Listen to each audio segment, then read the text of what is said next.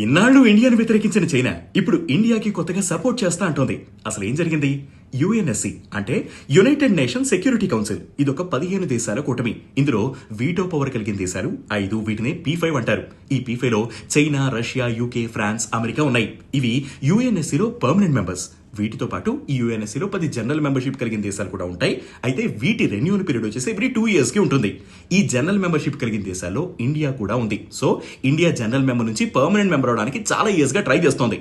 అలా అవ్వాలి అంటే P5 దేశాల మద్దతు కావాలి. ఈ P5 లో ఏ ఒక్క దేశంలో చెప్పినా పర్మనెంట్ మెంబర్ అవడం చాలా కష్టం అవుతుంది. సో ఇండియా ప్రపోజల్ పెట్టిన ప్రతిసారి P5 లో ఉన్న అన్ని దేశాలు ఓకే చెప్పినా ఒక్క చైనా మాత్రం ఏదో ఒక రీజన్ చెప్పి నో అంటూనే ఉంది. అందుకే మనం పర్మనెంట్ మెంబర్ అవ్వలేకపోతున్నాం. అయితే రీసెంట్ గా India China foreign ministers meeting తర్వాత యుఎన్ఎస్సిలో మీ ప్రపోజల్ ని మేము స్వాగతిస్తున్నాం అని చైనా కొన్ని కామెంట్స్ అయితే చేసింది.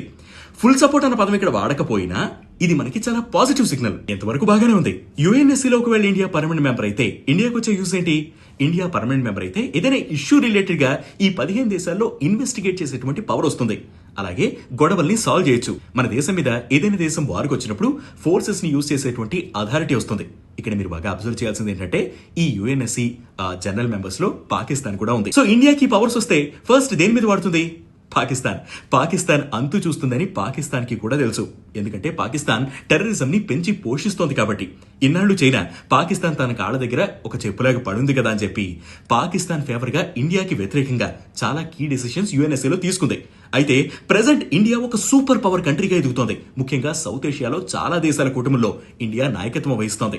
సో చైనా ఇప్పుడు అమెరికాని బీట్ చేసి నెంబర్ 1 అవ్వాలి అంటే ఇండియా లాంటి ఒక బిగ్గెస్ట్ అండ్ పవర్ఫుల్ కంట్రీ తనకి తోడుండడం చాలా అవసరం. అందుకే ఇప్పుడు పాత కక్షలన్నీ పక్కన పెట్టి ఇండియాకి మద్దతు ఇస్తోంది.